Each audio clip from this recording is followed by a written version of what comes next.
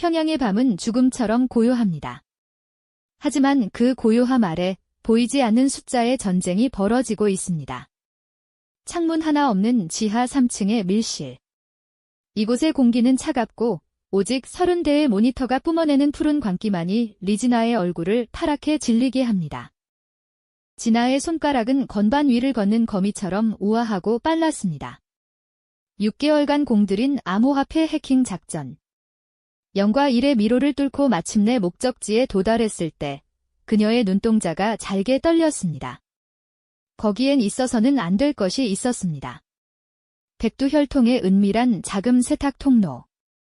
수조 원에 달하는 달러가 가상세계의 유령처럼 떠돌고 있었습니다. 그 데이터를 본 순간 진아는 직감했습니다.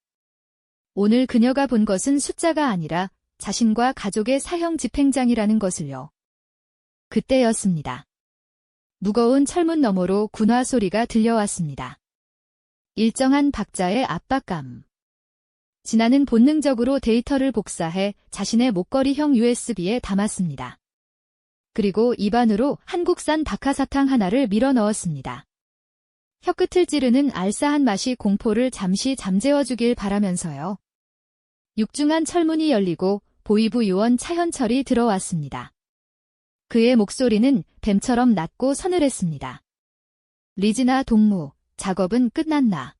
현철은 진아의 어깨 너머로 모니터를 훑었습니다. 진아의 심장 박동이 귀 끝까지 울렸지만 그녀는 무표정하게 마지막 엔터 키를 눌렀습니다. 3천만 달러, 세탁 완료했습니다. 근데 장교님, 제 보급품에 초콜릿이 빠졌더군요. 단계 없으면 뇌가 멈추는 거 아시지 않습니까? 현철은 대답 대신 진아의 목덜미를 빤히 쳐다보았습니다. 마치 그 아래 숨겨진 USB의 존재를 꿰뚫어 보는 듯한 시선이었습니다. 그는 피식 웃으며 진아의 어깨를 툭 쳤습니다. 쓸데없는 호기심은 수명을 단축시키지. 오늘은 이만 나가보라오. 복도로 나온 진아는 멈추지 않는 손의 떨림을 감추기 위해 주먹을 꽉 쥐었습니다. 하지만 그녀는 몰랐습니다. 현철의 눈은 이미 그녀가 남긴 컴퓨터의 로그 기록에 머물러 있었다는 것을요. 0.1초의 호기심이 만든 균열은 이미 그녀의 인생 전체를 무너뜨릴 준비를 마치고 있었습니다. 1시간 뒤 평양의 하늘에서 검은 비가 내리기 시작했습니다. 진아는 본능적으로 장마당 근처 동생의 은신처로 향했습니다. 하지만 멀리서 보이는 것은 붉은색 보이부 차량의 경광등뿐이었습니다. 비포장도로 위로 거칠게 내동댕이 쳐진 남동생 진호. 소년의 가방에서 쏟아져 나온 것은 한국 드라마가 담긴 USB와 립스틱들이었습니다. 진아는 골목 담벼락 뒤에 몸을 숨긴 채 입술이 터지도록 깨물었습니다. 지금 나가면 둘 다 죽는다. 하지만 보고만 있을 수도 없었습니다. 그때 주머니 속 낡은 핸드폰이 진동했습니다. 리지나 동무, 동생을 살리고 싶나? 그럼 아까 내가 본 그 데이터 1시간 안에 가져와. 넘기면 동생은 살고 아니면 내일 아침 아우지행 기차를 타게 될 거다. 현철의 제안은 구원이 아니라 덫이었습니다. 데이터를 넘기는 순간 증거인멸을 위해 자신들은 살해당할 것이 뻔했습니다. 진아에게 남은 선택지는 단 하나, 죽음보다 더 위험한 선을 넘는 것뿐이었습니다. 그녀는 빗속을 뚫고 국경지대 외곽의 낡은 폐가로 향했습니다. 그곳엔 인간 청소부라 불리는 탈북 브로커 박강수가 있었습니다. 그는 피냄새가 밴 가죽 재킷을 입은 채 칼을 갈고 있었습니다. 평양 엘리트가 이런 구석진 곳엔 웬일인가? 난 사람 안 옮겨. 죽은 시체나 치우지. 진아는 떨리는 손으로 목걸이 USB를 탁자 위에 내던졌습니다. 여기에 현찰로 100억이 넘는 가치가 있어? 날 오늘 밤 안으로 압록강 건너편으로 보내줘. 내 동생이 살아남을 유일한 방법이야? 강수의 칼날이 멈췄습니다. 그는 천천히 고개를 들어 진아의 눈을 보았습니다. 그곳엔 공포를 넘어선 도끼 서린 결심이 있었습니다. 멀리서 보이부의 사이렌 소리가 빗줄기를 뚫고 다가오고 있었습니다. 강수는 짧은 한숨을 내쉬며 총을 챙겼습니다. 좋다. 대신 강 건너면 저건 내 거다. 가자, 죽기 싫으면. 두 사람은 어둠 속으로 몸을 던졌습니다. 등 뒤로는 총성이, 앞에는 서슬퍼런 압록강의 물줄기가 기다리고 있었습니다. 이제 돌아갈 길은 없었습니다. 보이지 않는 선을 넘는 순간 그녀의 진짜 전쟁이 시작되었습니다. 압록강의 물결은 검은 잉크를 풀어놓은 듯 어둡고 매서웠습니다. 살을 애듯 차가운 강바람이 진아의 젖은 머리카락을 핥히고 지나갔습니다. 등 뒤로는 서치라이트의 불빛이 거대한 짐승의 눈알처럼 숲을 훑고 있었고 그 불빛이 닿는 곳마다 마른 나뭇가지들이 비명을 지르며 꺾였습니다. 강수는 진아의 손목을 부서질 듯 움켜쥐고 강둑 아래로 몸을 날렸습니다. 숨소리도 내지 마라. 지금부터는 운이 아니라 허파 싸움이니까. 강수의 낮은 속삭임이 끝나기도 전에 머리 위로 날카로운 총성이 고막을 찢었습니다. 보위부의 추격조가 벌써 강둑까지 다다른 것이었습니다. 진아는 차가운 강물 속으로 발을 내디뎠습니다. 발목을 타고 올라오는 얼음장 같은 감각에 심장이 멎을 것 같았지만 그녀는 허벅지를 찔러가며 정신을 붙잡았습니다. 물은 순식간에 가슴팍까지 차올랐습니다. 보이지 않는 물속 돌바닥에 발이 미끄러질 때마다 진아는 자신의 목에 걸린 USB의 무게를 느꼈습니다. 100억의 가치, 아니 동생의 목숨값이 담긴 작은 쇳덩이가 가슴을 무겁게 짓눌렀습니다. 강 건너편에서 들려오는 개 짖는 소리와 등 뒤에 총성을 뒤로 한 채 두 사람은 필사적으로 물살을 가르며 나아갔습니다. 마침내 진아의 손끝에 진흙탕이 걸렸습니다. 중국 땅이었습니다. 하지만 기뻐할 틈은 없었습니다. 강수는 진아를 거칠게 끌어올려 덤불 속으로 밀어 넣었습니다. 멀리서 차 서치라이트가 도로를 훑기 시작했습니다. 자유의 땅이 아니라 더 거대한 미로의 시작이었습니다. 중국 변방의 낡은 화물차 적재함 속은 비린내와 먼지로 가득했습니다. 덜컹거리는 진동이 온몸의 근육을 조여왔고 진아는 떨리는 손으로 젖은 옷을 감싸 쥐었습니다. 어둠 속에서 강수가 담배를 입에 물었습니다.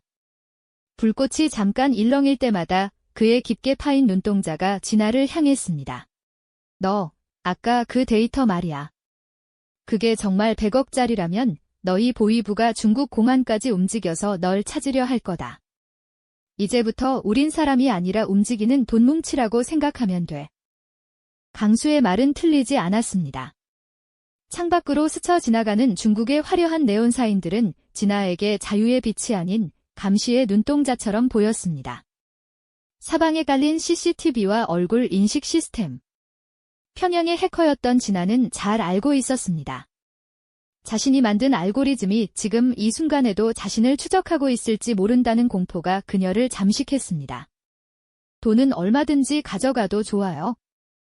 하지만 태국까지만, 대사관까지만 날 데려다줘요. 거기서 데이터의 마지막 암호를 풀면 당신이 원하는 걸 다 가질 수 있을 테니까. 진아의 목소리는 갈라졌지만 단호했습니다. 강수는 연기를 깊게 내뱉으며 창밖을 응시했습니다. 5,000km. 연길에서 시작해 동남아시아 정글을 지나 태국으로 이어지는 죽음의 길. 이제 그들에게는 지도도 믿을 사람도 없었습니다. 오직 진아의 머릿속에 담긴 디지털 암호와 강수의 피 묻은 칼날만이 그들의 유일한 나침반이었습니다. 화물차는 검문을 피해 비포장도로로 접어들었습니다. 어둠 속에서 강수가 나지막이 을조렸습니다. 잠들어 둬라. 내일부터는 잠드는 법을 잊어야 할 테니까. 진아는 눈을 감았지만 감긴 눈꺼풀 너머로 동생의 겁에 질린 얼굴과 차현철의 서늘한 미소가 번갈아 나타났습니다. 0.1초의 호기심으로 시작된 균열은 이제 그녀를 거대한 폭풍의 한가운데로 몰아넣고 있었습니다. 이제 그들은 단순한 탈북자가 아니었습니다. 국가의 거대한 치부를 훔쳐 달아나는 도둑들이자 목숨을 걸고 진실을 배달하는 운반자들이었습니다. 미로 같은 대륙의 어둠 속으로 화물차는 소리 없이 미끄러져 들어갔습니다. 메콩강의 눅눅한 습기와 라오스의 거친 정글은 진아의 기억 속에서 흐릿한 잔상으로만 남았습니다. 사선을 넘나들던 수천 킬로미터의 여정 끝에 그녀를 맞이한 것은 차가운 금속성 냄새가 나는 인천공항의 입국장이었습니다. 번쩍이는 대리석 바닥과 숨가쁘게 움직이는 사람들 사이에서 진아는 이질적인 공포를 느꼈습니다. 자유라는 이름의 땅에 발을 디뎠지만 그녀의 목에 걸린 USB는 여전히 얼음처럼 차갑게 가슴을 파고들었습니다. 국가정보원의 안가에서 보낸 수개월의 시간은 평양에서의 삶보다 더 고요하고 치열했습니다. 조사관들은 집요하게 데이터의 행방을 물었지만 진아는 입을 굳게 다물었습니다.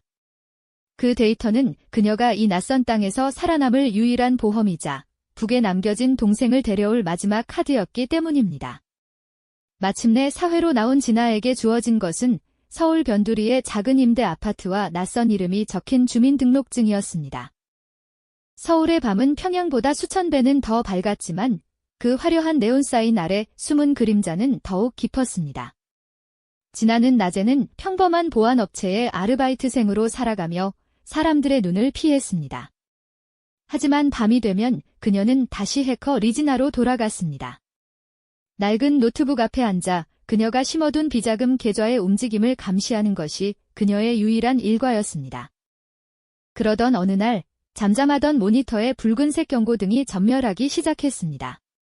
평양에서 그녀를 추적하던 보위부 요원 차현철의 고유 식별 코드가 서울의 IP를 타고 접속해온 것이었습니다. 진아의 심장이 비정상적으로 뛰기 시작했습니다. 현철은 죽지 않았고 오히려 그녀가 도망친 이곳까지 손을 뻗치고 있었습니다. 리지나, 서울 공기는 좀 달콤한가? 내가 훔친 게 단순한 돈이라고 생각했다면 오산이다. 그건 이 땅 아래 깊숙이 뿌리 박힌 우리들의 줄이기도 하거든. 노트북 화면에 나타난 짧은 메시지에 진아는 온몸의 피가 차갑게 식는 것을 느꼈습니다. 그와 동시에 그녀의 핸드폰으로 사진 한 장이 전송되었습니다. 서울의 어느 초등학교 앞, 낯선 아이들 사이에서 멍하니 서 있는 남동생 진호의 모습이었습니다. 현철은 이미 동생을 인질로 삼아 한국 땅 어딘가에 숨어 그녀를 지켜보고 있었던 것입니다. 진아는 깨달았습니다. 압록강을 건너고 정글을 헤쳐왔지만 그녀는 단 한 번도 그 보이지 않는 선에서 벗어난 적이 없었다는 사실을요. 강수는 그녀를 지키기 위해 어둠 속으로 사라졌고 이제 남은 것은 오직 그녀 자신뿐이었습니다. 진아는 주머니 속의 USB를 꽉 쥐었습니다. 나를 찾고 싶으면 직접 와. 이 대신 내가 가진 그 더러운 줄까지 전부 끊어버릴 준비하고. 그녀의 손가락이 키보드 위를 폭풍처럼 휘몰아쳤습니다. 이제 도망은 끝났습니다. 서울의 심장부, 화려한 고층 빌딩 숲 사이에서 진아는 평양에서 가져온 그 치명적인 데이터를 무기로 최후의 반격을 준비하기 시작했습니다. 0.1초의 균열로 시작된 이 전쟁은 이제 서울의 밤을 뒤흔들 거대한 폭발을 향해 달려가고 있었습니다. 진아는 아파트 창밖으로 보이는 불야성을 응시했습니다. 저 수많은 불빛 중 하나는 현철의 눈일 것이고 또 하나는 동생의 눈물일 것이었습니다.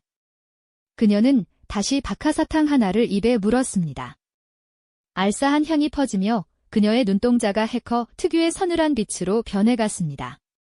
진정한 자유는 선을 넘는 것이 아니라 자신을 가로막는 모든 선을 지워버릴 때 오는 것임을 그녀는 비로소 이해했습니다. 차현철의 협박은 단순한 경고가 아니었습니다. 서울 한복판, 진아가 살고 있는 임대 아파트 근처의 공중전화와 CCTV들이 하나둘씩 보위부의 해킹망에 장악되기 시작했습니다. 진아는 자신의 노트북 화면 위로 흐르는 붉은색 코드들을 보며 입술을 깨물었습니다. 놈들은 진아의 위치를 실시간으로 조이고 있었고 동생 진호의 목숨은 거대한 거미줄에 걸린 나비처럼 위태로웠습니다. 하지만 진아는 더 이상 평양에서 겁에 질려 도망치던 소녀가 아니었습니다. 그녀는 강남의 한 허름한 PC방 구석 자리에 앉아 미리 준비해둔 암호화폐 지갑을 열었습니다. 100억대의 비자금. 이것은 독이 든 성배였지만 동시에 놈들의 심장을 꿰뚫을 수 있는 유일한 화살이기도 했습니다. 리지나, 10분 남았다. 동생의 손가락을 하나씩 자르기 전에 데이터를 넘겨라. 현철의 음성이 스피커를 통해 흘러나왔습니다. 진아는 떨리는 손가락을 키보드 위에 올렸습니다. 하지만 그녀가 누른 것은 전송 버튼이 아니었습니다.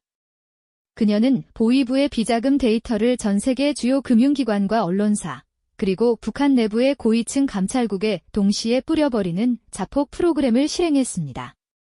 내가 넘길 데이터는 이제 없어, 차현철.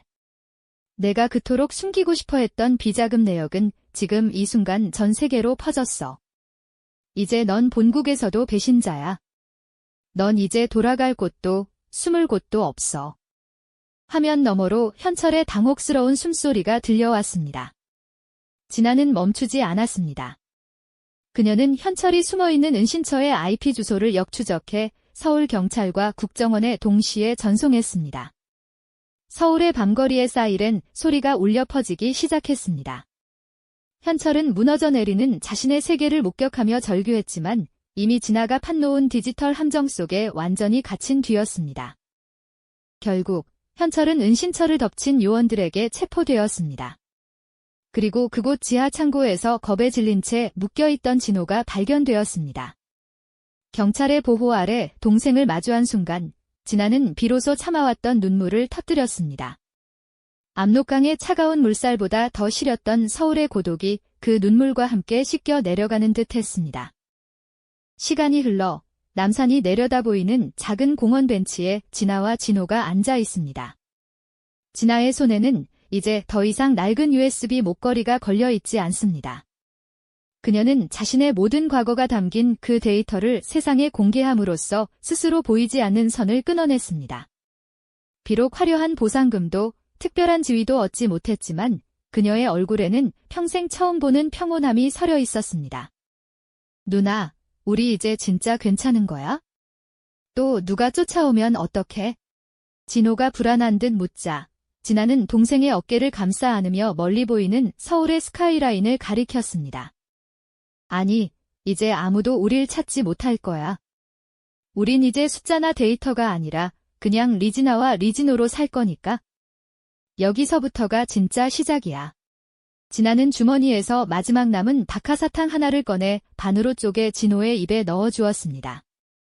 알싸한 향이 입안 가득 퍼지며 두 사람의 웃음소리가 공원의 정적을 깨웠습니다. 5,000km의 사투, 목숨을 건 도박, 그리고 배신의 소용돌이를 지나온 끝에 얻은 자유는 박하사탕의 맛처럼 차갑고도 달콤했습니다.